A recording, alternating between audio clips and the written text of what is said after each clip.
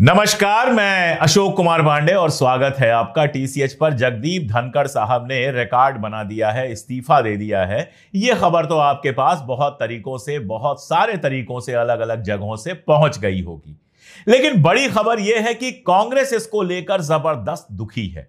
ऐसा लग रहा है कि किसी कांग्रेसी को पद से हटा दिया गया। ऐसा लग रहा है कांग्रेस का कोई बहुत प्रिय था जिसको पद से हटा दिया गया। इसके पीछे क्या राज है, यह समझना बहुत जरूरी है।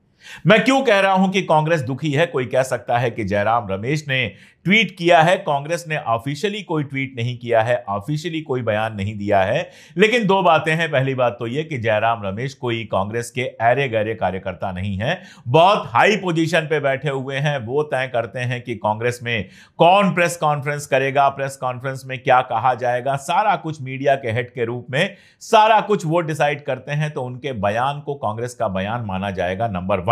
नंबर 2 ये कि अगर आप कांग्रेस का ट्विटर हैंडल देखेंगे तो वैसे तो कांग्रेस ने धनखड़ के जाने के बाद कोई अलग से बात नहीं कही है, लेकिन जयराम रमेश ने तो जो लंबे लंबे ट्वीट किए हैं, उन दोनों ट्वीट्स को अंग्रेजी और हिंदी वाले को एक के बाद एक कांग्रेस ने अपने पेज से रिट्वीट किया है। यानी कांग्रेस जयराम रमेश के ट्वीट को इंडोर्स कर रही है। यानी बहुत सीधी बात है कि कांग्रेस बहुत ज्यादा दुखी दिखाई दे रही है धनखड़ साहब के जाने से।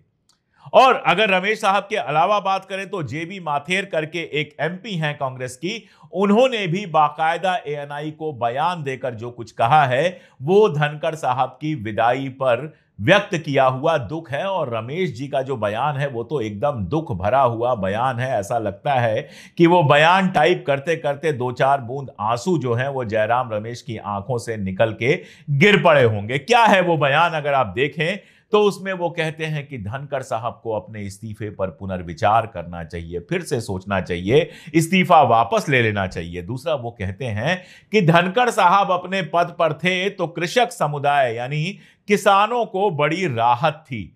अब किसानों को कौन सी राहत पहुंचाई है धनखड़ साहब ने, वो तो सिर्फ जयराम रमेश जी बता सकते हैं। और इसके अलावा उन्होंने देश हित शब्द का इस्तेमाल किया है कि उनका अपने पद पर बना रहना देश हित के लिए जरूरी है। देखिए, एक बात मैं आपको बताऊं, नेताओं का गुस्सा हो, नेताओं की खुशी हो, नेताओं का दुख हो, नेताओं का दर्द हो, नेताओं की हंसी हो, नेताओं के बयान हो, नेताओं का किसी के घर जाना हो, नेताओं का किसी के घर नहीं जाना हो, बिना मतलब के कुछ भी नहीं होता।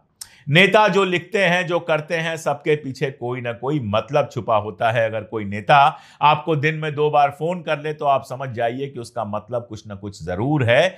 मानवीयता, दुख, दर्द जो हमारे आप में होता है वो नेताओं में नहीं होता।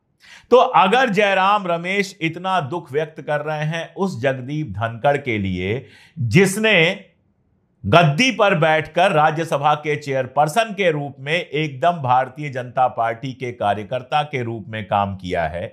आप याद कीजिए, पिछली जो संसद थी उसमें धनखड़ साहब ने शायद रिकॉर्ड बनाया हो। इतने विपक्ष के सांसदों को किसी ने शायद उनके पहले ना निलंबित किया हो जितना उन्होंने निलंबित किया। जब भी कोई विपक्ष का सांसद बोलता था, टोका टोकी करना, विपक्ष का सांसद बोले तो चेहरे पर उदासी ओढ़ लेना, प्रधानमंत्री जी बोले तो एकदम गदगद भाव चेहरे पर दिखाई देना, प्रधानमंत्री के सामने 90 डिग्री में झुक जाना, एकदम सरकार की तरह काम करना। याद कीजिए, 2 छोटी छोटी घटनाएं बस याद दिला दे रहा हूं।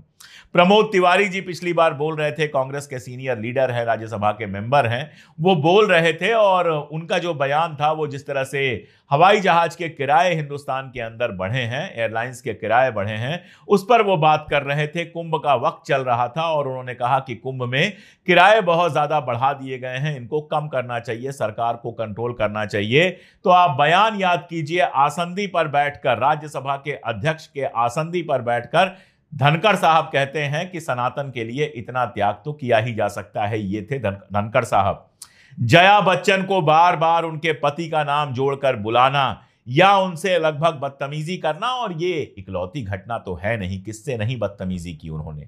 खड़गे साहब से बदतमीजी की, जिससे कर सकते थे उससे किया। सरकार के फायदे के लिए जितना धनखड़ झुक सकते थे उतना झुके। और देखिए बहुत साफ साफ कि जिस दिन इतिहास लिखा जाएगा राज्यसभा के अध्यक्षों के बारे में, उपराष्ट्रपतियों के बारे में, मैं बिना किसी शर्म के कह रहा हूं कि सबसे घटिया जो उपराष्ट्रपति और राज्यसभा के अध्यक्ष माने जाएंगे, लिस्ट में जो सबसे घटिया रूप में लिखे जाएंगे, उनमें जगदीप धनखड़ काफी ऊंचे नंबर पे होंगे। और ऐसे आदमी के लिए अगर कांग्रेस दुखी है तो उसके पीछे क्या कारण है, उस कारण पे बात करेंगे। लेकिन उसके पहले एक बात तो बहुत साफ है, और वो ये है कि धनखड़ साहब ने किसी स्वास्थ्य वगैरह के कारण से इस्तीफा दिया हो, इस पर शायद ही किसी को भरोसा हो, शायद ही कोई ये बात मान रहा हो कि उन्होंने स्वास्थ्य कारणों से इस्तीफा दिया। आप सोच के देखिए, कांग्रेस दुख दिखा रही है, कांग्रेस दुखी है, जयराम रमेश जो है वो ट्वीट कर रहे हैं, कांग्रेस उसको रिट्वीट कर रही है। लेकिन नरेंद्र मोदी जी का ट्वीट जो है वो रात को नहीं आता है, सुबह नहीं आता है, 12 बजे के आसपास ट्वीट आता है। फडणवीस को जन्मदिन की बधाई दे देते हैं, अजित पवार को जन्मदिन की लंबी लंबी बधाई दे देते हैं। लेकिन धनखड़ पर जो ट्वीट आता है वो देख के ऐसा लग रहा है कि इज्जत नहीं दी गई है, डंडा मारा गया है। उसमें साफ साफ ये लिख दिया उन्होंने कि आपने बहुत सारे पदों पर जिम्मेदारी निभाई और आप जल्दी से स्वस्थ हो जाइए। इसका मतलब क्या है? इसका मतलब यह समझ में आता है कि आपको बहुत सारे फायदे दिए गए पार्टी की तरफ से, फिर भी आपने पार्टी से वफादारी नहीं निभाई। जरा सा भी सम्मान, जरा सा भी शुक्रिया नहीं है। यह भी नहीं लिखा है कि तमाम पदों पर रहते हुए आपने देश की सेवा जो की उसके लिए मैं हृदय से आभारी हूं। कुछ भी नहीं, एकदम रूखा सूखा ट्वीट करते हैं मोदी और कांग्रेस दुख मनाती है। यह बेहद मजेदार है। राहुल शिवशंकर जो सरकार के करीबी पत्रकार माने जाते हैं, उनका ट्वीट सुबह सुबह आया, जिसका मतलब यह है कि किसी भी तरह की विदाई, किसी भी तरह का स्वागत, किसी भी तरह का सम्मान जो है वो जगदीप धनखड़ को नहीं दिया जाएगा। यानी जगदीप धनखड़ ने सिर्फ इस्तीफा नहीं दिया है, बड़े बेआबरू होकर तेरे कूचे से निकले हम वाला मामला उनके साथ लागू हो रहा है। अगर कल का देखें तो कल दोपहर तक वो काफी एक्टिव थे। संसद की एक कमेटी की मीटिंग बुलाई गई जो डिसाइड करती है संसद में किन किन मुद्दों पर, बिजनेस कमेटी जिसको बोलते हैं, संसद में किस किस मुद्दे पर बातचीत होगी। उसमें भारतीय जनता पार्टी के नेता नहीं आए, नड्डा साहब नहीं आए उसमें। उसके बाद यह हुआ कि अगले दिन वो लंच देंगे, लंच पर कमेटी को बुलाएंगे। अब तो उपराष्ट्रपति ही नहीं है, अब लंच क्या देंगे। जयपुर जाने वाले थे 23 जुलाई को, उसका बाकायदा आ गया था सामने सारा कुछ, प्रेस नोट उसका आ गया था। यानी 23 जुलाई को जयपुर में उनको रियल एस्टेट डेवलपर्स संघ के साथ जो है वो वार्ता करनी थी, बातचीत करनी थी। यानी उनके प्रोग्राम सब चल रहे थे। अब स्वास्थ्य कुछ ऐसा तो है नहीं, या तो ऐसा होता कि किसी को दिल का दौरा पड़ जाए या कोई ऐसी चीज हो जाए और डॉक्टर मना कर दे। ऐसा कुछ हुआ नहीं। जैसे परसों थे वैसे ही कल थे, वैसे ही आज होंगे। तो अगर सारी प्लानिंग बन रही थी बाहर जाने की, मीटिंग कराने की, इसकी उसकी, और इन सब के बीच में उन्होंने इस्तीफा दे दिया, तो यह स्वास्थ्य कारण तो नहीं है, ऐसा सब जानते हैं। एक खबर यह आ रही है कि राजनाथ सिंह के घर पे सारे सांसद भारतीय जनता पार्टी के इकट्ठा हुए थे और वहां पर सादे कागज पर उनसे सिग्नेचर कराया गया। इससे यह खदशा हो रहा है, इससे यह आशंका जताई जा रही है कि उपराष्ट्रपति महोदय का इंपीचमेंट होना था। इसके पहले अविश्वास प्रस्ताव विपक्ष लाया था। इस बार सरकार उपराष्ट्रपति महोदय को हटाने के चक्कर में थी। शायद इसका अंदेशा, शायद इसकी खबर जगदीप धनखड़ साहब के पास पहुंच गई और निकाला जाए। इससे अच्छा उन्होंने सोचा कि चलो हेल्थ कारणों का बहाना बनाकर इस्तीफा देकर थोड़ी बहुत इज्जत बचा ली जाए। हालांकि बची बिल्कुल नहीं है, सारी कहानियां एक एक करके बाहर आ गई हैं। जो धनखड़ साहब नरेंद्र मोदी जी के सामने 90 डिग्री पर झुक जाया करते थे, उन पे सवाल उठाया गया तो उन्होंने कहा कि हमारा कल्चर है। उन्होंने एक बार भी यह नहीं कहा कि उपराष्ट्रपति का पद कम से कम कागज में प्रधानमंत्री से बड़ा होता है, नंबर 2 होता है, राष्ट्रपति के बाद उपराष्ट्रपति, उसके बाद प्रधानमंत्री का नाम आता है। लेकिन प्रधानमंत्री के सामने वो 90 डिग्री पर बिल्कुल झुके रहते थे, एकदम भारतीय जनता पार्टी के कार्यकर्ता की तरह उनके बयान आते थे। अभी हाल में ट्रंप के बयान पर किसी बीजेपी के नेता के बोलने की हिम्मत नहीं हुई, मोदी के बोलने की हिम्मत नहीं हुई, लेकिन धनखड़ साहब ने बाकायदा भाषण में कहा था कि कोई विदेशी कैसे इस तरह की बात कर सकता है, यानी ट्रंप की बात को झूठा कहने की कोशिश की गई थी। यहां से ही धीरे धीरे धीरे धीरे समझ में आता है कि आखिर ये किनारे क्यों हो गए। देखिए, संसद में जो सबसे बड़ी कार्रवाई होनी थी, जिसको लेकर काफी उत्साह था, वो थी जस्टिस वर्मा का इंपीचमेंट। जस्टिस वर्मा के बारे में आप लोग जानते हैं, उनके घर से करोड़ों रुपए बरामद हुए थे। आग लगी थी, जब आग बुझाने वाले लोग पहुंचे तो जले हुए नोट बरामद हुए, जिसके बाद उनके खिलाफ जांच बिठाई गई। सुप्रीम कोर्ट ने बाकायदा जांच बिठाई, जिसमें रिटायर्ड जस्टिस लोग थे, और उस जांच समिति ने यह कहा कि जस्टिस वर्मा दोषी हैं। उसके बाद जस्टिस वर्मा पहुंचे हुए हैं सुप्रीम कोर्ट में। वहां उन्होंने तर्क ये दिया है कि भाई, मेरे घर से पैसा पाए जाने का मतलब ये नहीं है कि वो मेरा पैसा है। देखिए कितने बढ़िया लोग हैं। एक हम लोगों के घर हैं कि कमबख्त अपने पैसे भी वहां नहीं मिलते, रख दो 10-5 हजार रुपए तो 2-4 दिन में उड़ जाते हैं, खर्च हो जाते हैं। और एक इनका घर है जहां करोड़ों रुपए रखे हुए हैं, आग में जल जाते हैं, और हमारे जस्टिस वर्मा साहब को पता ही नहीं है कि वो किसका पैसा है। अब इंपीचमेंट के लिए बताया जा रहा है 100 से ज्यादा सांसदों ने हस्ताक्षर कर दिया था। यह इंपीचमेंट पहले राज्यसभा में मोशन आना था। राज्यसभा के चेयरपर्सन हैं तो कल तक थे, अब थे जगदीप धनखड़ साहब। जस्टिस वर्मा के इंपीचमेंट को लेकर यह कहा जा रहा है कि धनखड़ साहब जो हैं वो खुद भी एक्टिव थे और वो चाहते थे यह इंपीचमेंट शुरू हो जाए। अब सारी बातचीत से ऐसा लग रहा है कि जस्टिस वर्मा की इंपीचमेंट ना हो, इसलिए जगदीप धनखड़ को इस्तीफा दिलवाया गया या उनको मजबूर कर दिया गया इस बात पर कि इस्तीफा दे दे। सवाल यह है कि जस्टिस वर्मा के घर पर करोड़ों कैसे पहुंचे? वो करोड़ों किसके थे? कौन सी हिम्मत पर, कौन सी बिना पर जस्टिस वर्मा गए हैं सुप्रीम कोर्ट और कह रहे हैं कि जरूरी नहीं कि यह पैसा मेरा है? क्या जस्टिस वर्मा के पास सरकार का कोई ऐसा राज है, या सरकार के किसी खास का कोई ऐसा राज है जिससे सरकार डर रही है? क्या सरकार को यह डर है कि सुप्रीम कोर्ट में जस्टिस वर्मा बता देंगे कि यह पैसा किसका है? क्या जस्टिस वर्मा सरकार को रैंसम कर रहे हैं, धमकी दे रहे हैं कि अगर मेरा इंपीचमेंट शुरू हुआ तो मैं बता दूंगा कि वो पैसा किसका है? ये सारे सवाल हवा में हैं। इनमें से किसी का जवाब कोई दे नहीं सकता, लेकिन जिस तरह से जगदीप धनखड़ को हटाया गया और जिस तरह से जगदीप धनखड़ के हटाने के बाद भाजपा का कोई रिएक्शन नहीं है और कांग्रेस बेहद दुखी नजर आ रही है, क्या कोई बड़ा खेल बिगाड़ दिया गया है? क्या इस इंपीचमेंट के चलते सरकार डरी हुई थी, सरकार नहीं चाहती थी कि इंपीचमेंट हो? यह पहला सवाल है।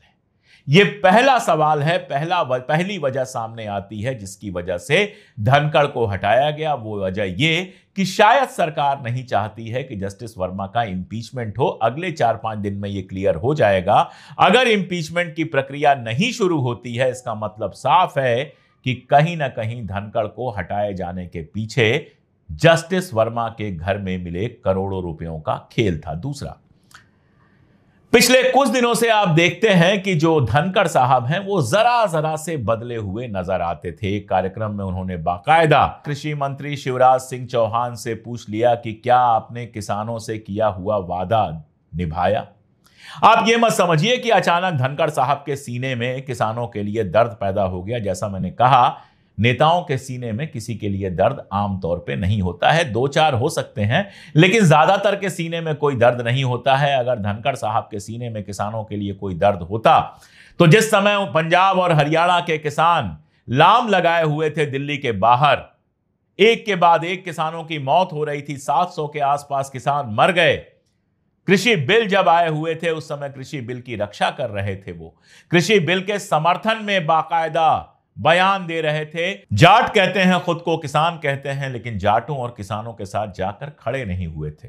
तो जो धनखड़ साहब कभी किसानों के साथ नहीं खड़े हुए उस पूरे आंदोलन में, उनको अचानक किसानों से किए हुए वादे कैसे याद आ गए, ये आप भी समझ सकते हैं। ऐसे ही कल की मीटिंग में बताया जा रहा है कि उन्होंने कहा ऑपरेशन सिंदूर पे आप जितनी चर्चा करना चाहते हैं हम करने का मौका देंगे, विपक्ष को यह कहा उन्होंने। और उसके बाद ही खेल शुरू होता है उनके इस्तीफे का। तो धनखड़ साहब क्यों बदल रहे थे ये तो दिख रहा था। क्या उनकी अंतरात्मा जाग गई थी? नेताओं के अंदर आमतौर पर कोई अंतरात्मा जैसी चीज नहीं होती है। नेताओं के अंदर गणित होता है, किधर फायदा किधर नुकसान, और उसी के हिसाब से उनकी अंतरात्मा जागती है।